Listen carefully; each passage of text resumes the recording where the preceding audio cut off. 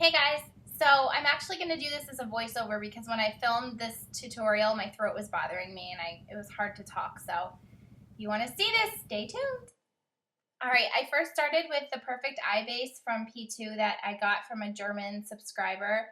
I don't know anywhere else you can find it, but any eye base works just fine. This is just to help make your makeup stay and prevent the creasing. And then I use Painterly Paint Pot, which is my go-to. It's kind of like skin tone color, but a little bit brighter. And it cancels out any like darkness or veining or anything like that and just gives you like a nice, clean canvas to kind of work with.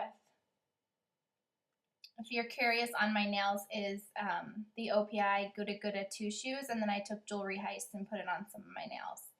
So that color is Phloof, and I'm just taking a big fluffy, not even a fluffy, a big thicker brush.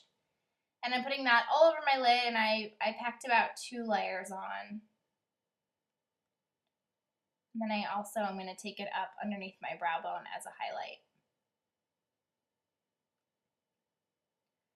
And then that is Copperplate from MAC, which has been a go-to color for a while recently. And I just popped that right in the crease with a Sigma blending brush. And this was actually the same look that I had on in my 7 Deadly Sins tag video, which I got a lot of requests on too. And obviously this is the same makeup that I had on in my video that I did right before this one. So now I just took a clean blending brush and I'm just blending everything out and softening the lines.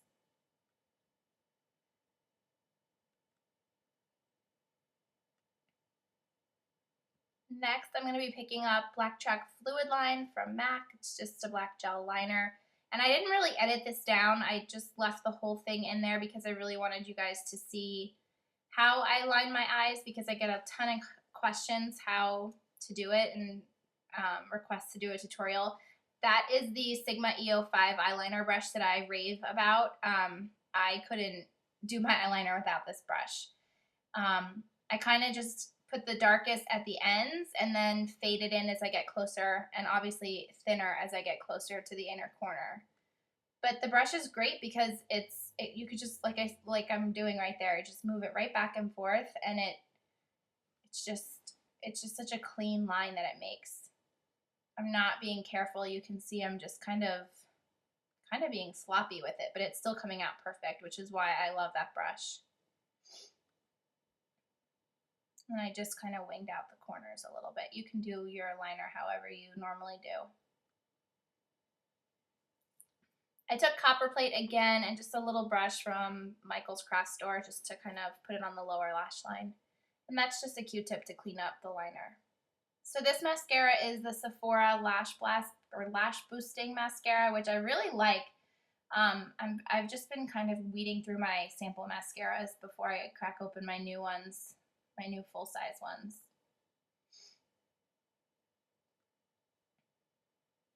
And that's my favorite bottom lash mascara from Clinique. It's not bottom lash, but it's the double lash boosting. That's Charcoal Brown from MAC eyeshadow, which I used to fill in my brows with that brush from Walmart that I raved about.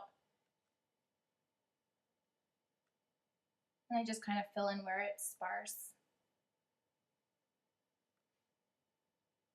And that's Bobbi Brown's Corrector that I love, and I'm just using that to kind of brighten up inner corner and under eyes and get rid of that redness that you can see around my nose and cheeks.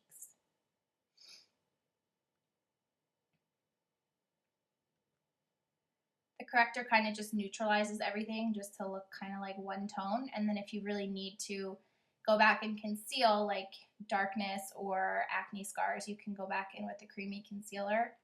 But I just used the Corrector for this tutorial.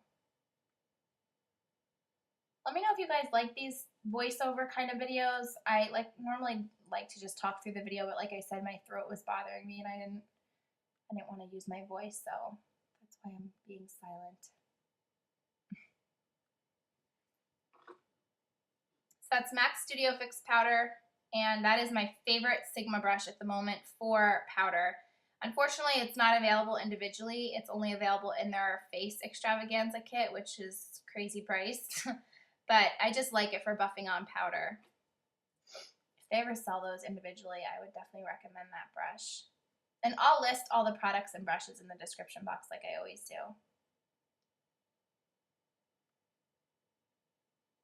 And that's On a Mission blush from the Style Warriors collection. Looks more plum in the pan, but I've been loving it lately. It just goes on like a really pretty pink.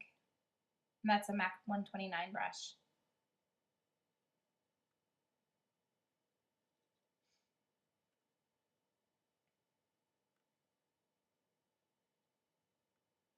You could obviously use any blush color you want, but this has just been the one that I've been gravitating towards lately. And then I use that same big powder brush to kind of just blend it in with my foundation. I've just been really trying to use up that Studio Fix powder. That's why I didn't use a liquid foundation, so it would give me the coverage I needed. This is the Modern Mercury highlighter from Estee Lauder that's discontinued. It's my favorite highlight, my favorite pink highlight. They actually came out with something a little bit similar, so check out their new collection. Kind of looks the same. And that's either my MAC 109 or my Sigma F05 brush. I'm not sure which one it is. Same exact brush. And then I blend again with my big powder brush. This is the Skindinavia No More Shine Spray. And I kind of did it like in an X and then a T to set everything.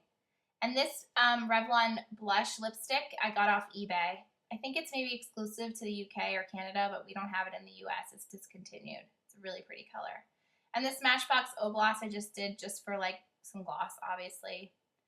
And this is my favorite invisible set powder from MAC. I have a whole video on how I've been using that with the sprays. I use the Fix Plus, but now since I ran out of the Fix Plus, I've been using the Skindinavia, and that's an F20 brush. So I just go over everything that I did, and it just really holds your makeup in place all day. So I hope you guys enjoyed.